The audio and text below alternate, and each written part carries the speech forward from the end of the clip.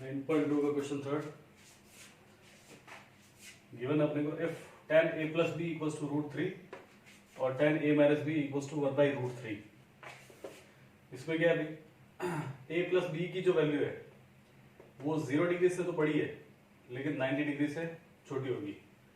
ठीक है, क्वेश्चन है केवल अपने को क्वेश्चन समझना अभी केवल। फिर a जो है वो ग्रेटर है b से, यानी a की जो भी वैल्यू होगी वो b से ग्रेटर होगी।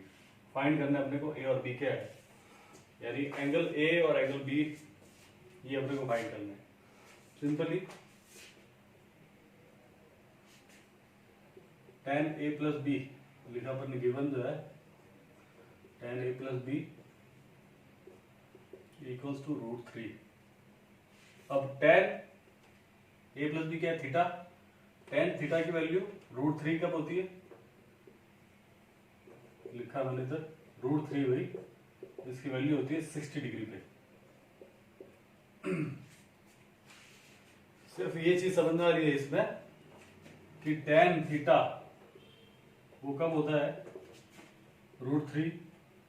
tan थीटा जो है वो √3 तब होता है जब tan की वैल्यू 60 डिग्री हो। तब मेरे को साथ में लेके चलना पड़ेगा, tan 60 डिग्री तब लिखूंगा मैं ये √3 की जगह पे tan 60। अब आगे सिंपली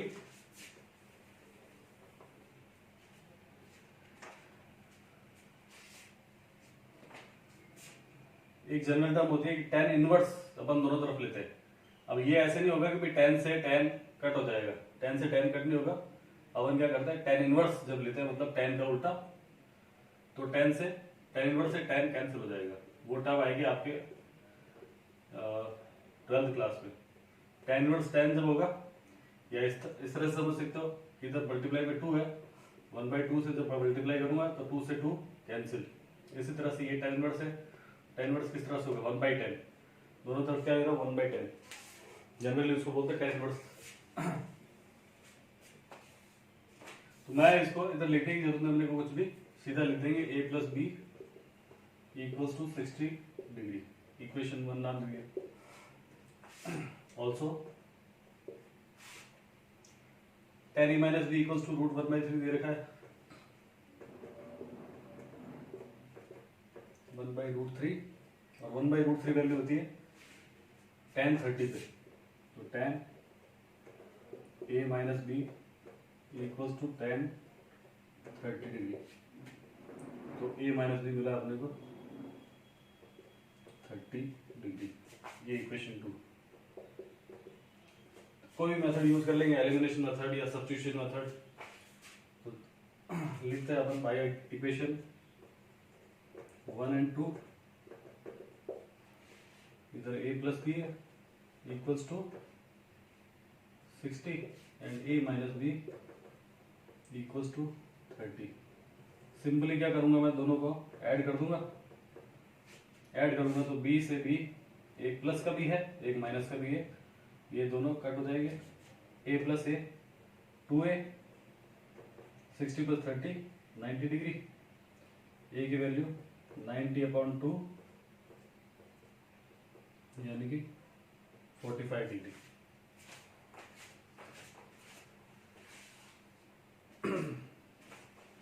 ये थोड़ा सा मोड से मिसिंग है, इधर लिखते हैं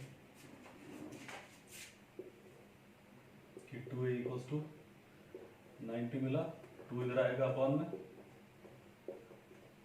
तो एक वैल्यू आ रही है 45 डिग्री। फिर अपने पास में कोई भी इक्वेशन ले ली, 1 या 2। 1 लेते by equation 1, a plus b equals to 60 है, a की वैल्यू आ गई 45 प्लस b इक्वल्स टू 60। 45 उधर जाएगा तो माइनस का, 60 माइनस 45, ये b की वैल्यू मिल गया अपन को 15 डिग्री। नोट कर लेंगे, आते हैं नेक्स्ट क्वेश्चन पे।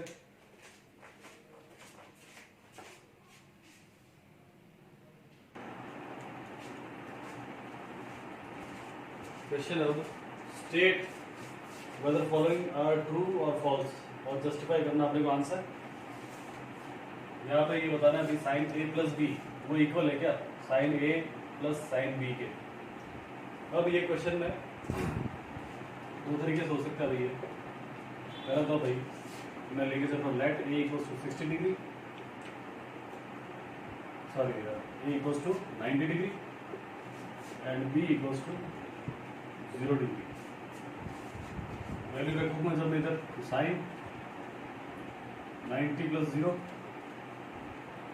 Equal to sine 90 plus sine 0। Sine 90 plus 0 sine 90 रहेगा और इधर साइन 90 की वैल्यू 1, साइन 0 की वैल्यू 0। साइन 90 की वैल्यू 1 आ रही है इक्वल्स टू 1। ये हो गया भाई ट्रू। लेकिन अब मैं दूसरा केस लेके चलता हूं इधर। क्या किया मैंने, ए इक्वल्स टू मान लो 60 ले लिया और बी इक्वल्स टू ले लिया 30। तो इधर ए और बी की जगह पे वैल्यू क्या रखी मेरे को 60 प्लस 30 रखा भाई 60 प्लस 30, इधर 60 प्लस साइन 30 डिग्री। 60 प्लस 30 तो 90 होगा, 60 प्लस 30 90 और साइन 90 की value 1।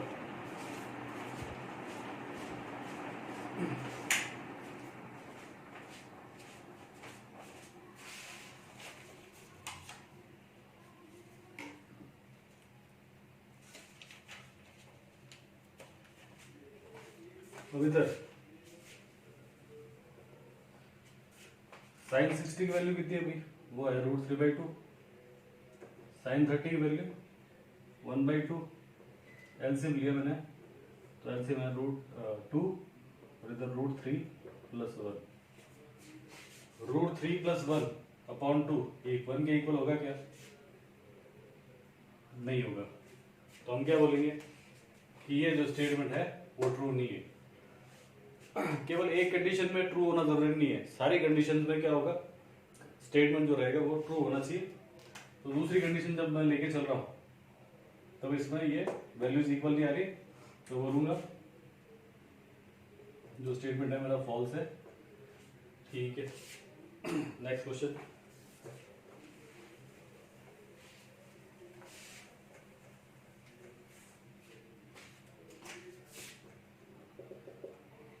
Value of sine theta increases as theta increases.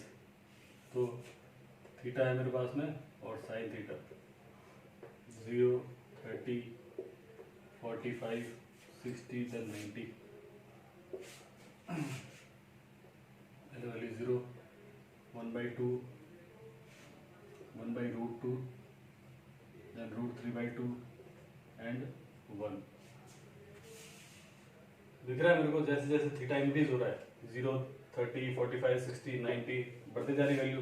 0 हुई है पहले, फिर हाफ हुई है, फिर 1/√2।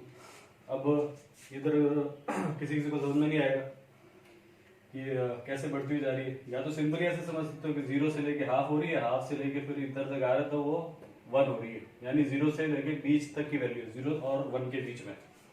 अब ये जो वैल्यूज है 1 को जब मैं रूट में 2 की वैल्यू 1.41 यानी अराउंड ये 0.7 इस तरह से वैल्यू आती है। तो 1 को जब 0.7 से डिवाइड करूंगा मैं 0.8 कुछ आएगी वैल्यू। तो 1/2 से जस्ट ग्रेटर वैल्यू होगी। सेम ऐसे कैसे ये जो वैल्यू होगी वो उससे ग्रेटर और 1 उससे ग्रेटर, तो हम बोलेंगे ट्रू। और बाकी जो स्टेटमेंट जो अपना यस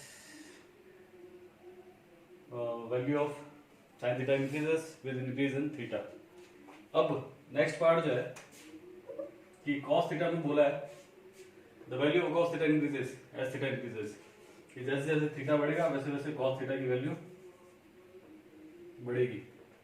अब अपने को मालूम है कॉस थीटा की वैल्यू किस तरह से चलती है।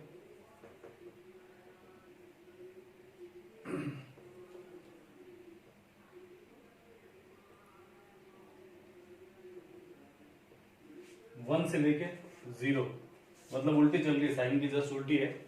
साइन में बढ़ रही थी तो पॉसिबल ही नहीं है कि जो है कॉस थीटा में इंक्रीज होगी, कॉस थीटा में डिक्रीज हो रही है। लिख देंगे फॉल्स। स्टेटमेंट जो है ये रॉन्ग है। फिर sine theta equals to cos theta for all values of theta. Possible ही नहीं हुई। हमको मालूम है कि साइन थीटा की वैल्यू क्या है। अब हम तो सीधा लिख देंगे sine theta is not equals to cos theta as value of sin theta increases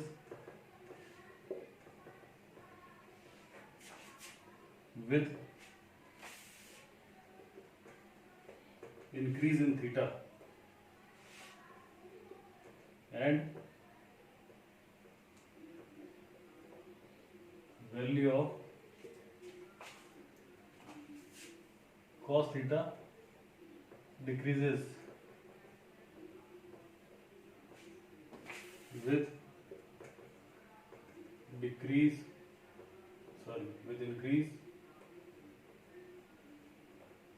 in theta। फिर अगला क्वेश्चन है cos A is not defined for A equals to 0। cos A जो है वो डिफाइंड नहीं है A equals to 0 मतलब cos 0 equals to 1। आगे लिख देंगे we know that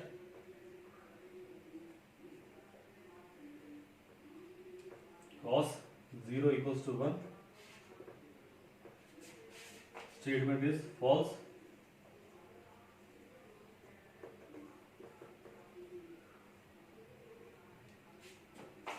as the value of A equals to 0 degree is defined for cos A। खत्म ये क्वेश्चन।